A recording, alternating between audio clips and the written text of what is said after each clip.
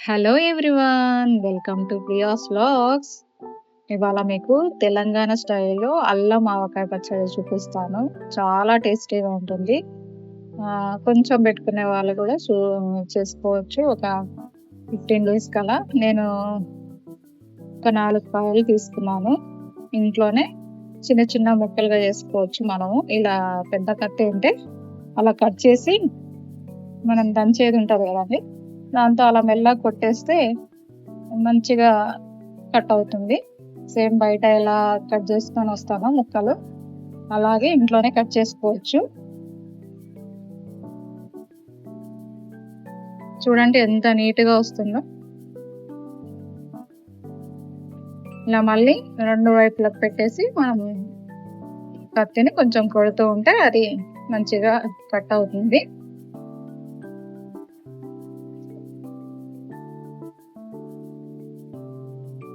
మనకి ఏ సైజు కావాలంటే ఆ సైజులో కొట్టచ్చు. నేను ఈ విధంగా ఈ సైజులో కొట్టాను. ఈ కాయలు మా ఫ్రెండ్ ఇచ్చారు, చాలా బాగున్నాయి. చాలా పుల్లగా ఉంటేనే చట్నీ కూడా చాలా టేస్టీగా వస్తుంది. ఈ విధంగా అన్ని కాయల్ని మనం మంచిగా జీడి తీసేసి ఈ విధంగా కొట్టేసుకోవాలి ముక్కలు ముక్కలుగా.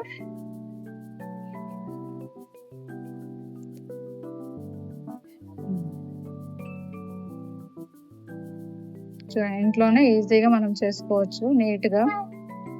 ఇలా కొట్టినటువన్నీ మనము శుభ్రంగా ఒక క్లాత్ తీసుకొని మొత్తం తూడ్చేసుకొని ఒక 10 మినిట్స్ ఆరబెట్టేసుకోవాలి. ఒక 1/2 అవర్ కానీ 10 మినిట్స్ కానీ.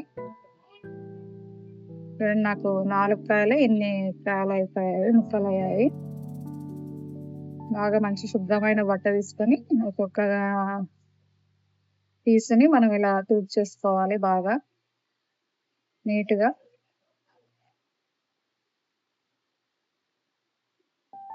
ఈ విధంగా ఇలా అన్ని శుభ్రంగా చేసి పెట్టేసుకోవాలి.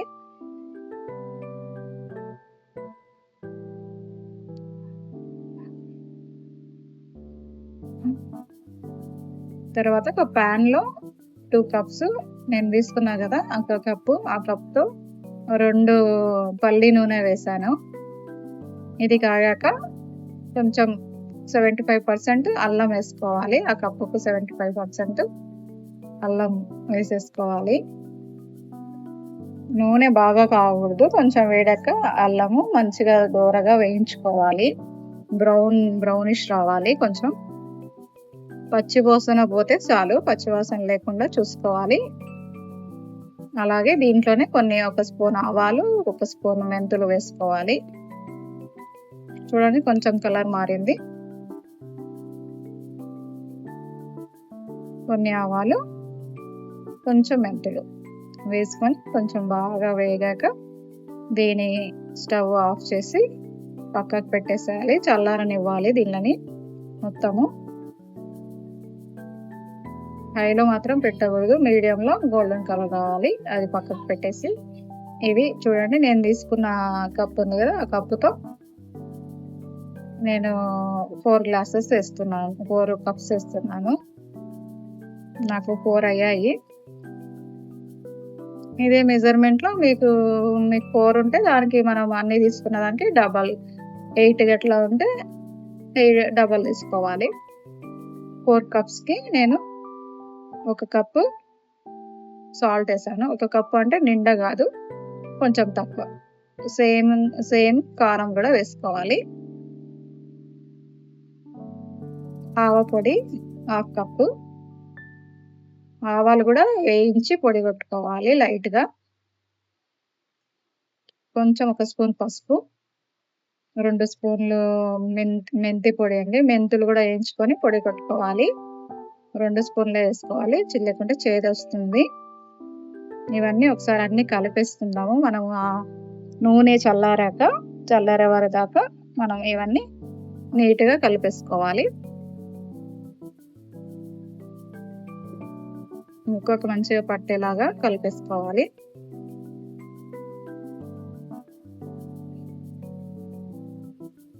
చాలా బాగుంటుంది. దోశలోకి కానీ, వైన్లోకి కానీ అన్నంలో నెయ్యి వేసుకొని తింటే చాలా బాగుంటుంది. ఒక 3 ఉల్లిపాయలు 3 గడ్డలు ఉల్లిపాయలు వేసి పచ్చివి వేసేయాలి ఒలుచుకొని. తర్వాత చల్లారినాక వేసేయాలి మొత్తము. అల్లము, ఆయిల్ అంతా వేసేసి మనం మంచిగా శుభ్రంగా చేతులు కడుక్కొని బాగా శుభ్రంగా కడిగేసి మనం బాగా కలుపుకోవాలి. ఇవంతా అల్లం అంతా మన ముక్కలకు పట్టే విధంగా ఈవెన్‌గా అంతా కలిపేసుకోవాలి. అసలు అరోమా ఎంత బాగుంది అంటే చాలా బాగుంది అసలు. సూపర్ వాసన వస్తుంది. అసలు ఎంత బాగుందంటే టేస్ట్ కూడా. ఈ విధంగా నేను చెప్పిన పక్కా కొలతలతో చేసుకోండి, చాలా బాగుంటుంది.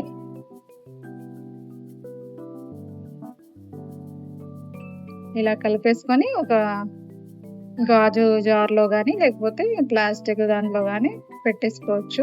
జాడి ఉంటే జాడి అయినా పెట్టేసుకోవచ్చు.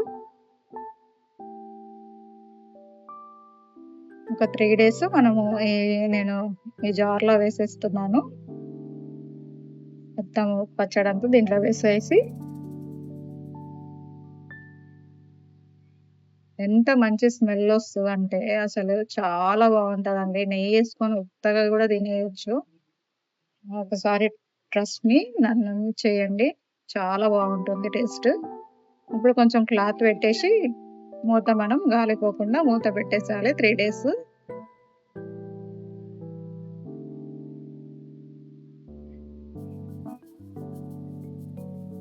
పక్కకు పెట్టేసాను ఇదంతా. 3 డేస్ తర్వాత చూడండి అంతా పైకి వెళ్ళింది, అంత నూనె అంత ముక్కకు కూడా చాలా బాగా పట్టింది. మళ్ళీ ఒక గిన్నెలో వేసుకొని ఒకసారి మంచిగా కలిపేసి ఇంకా జార్‌లో పెట్టేసుకోవడం అండి. చాలా బాగుంటుంది. ఒకసారి ట్రై చేయండి. ఈ వీడియో నచ్చితే ప్లీజ్ సబ్స్క్రైబ్ మై ఛానల్.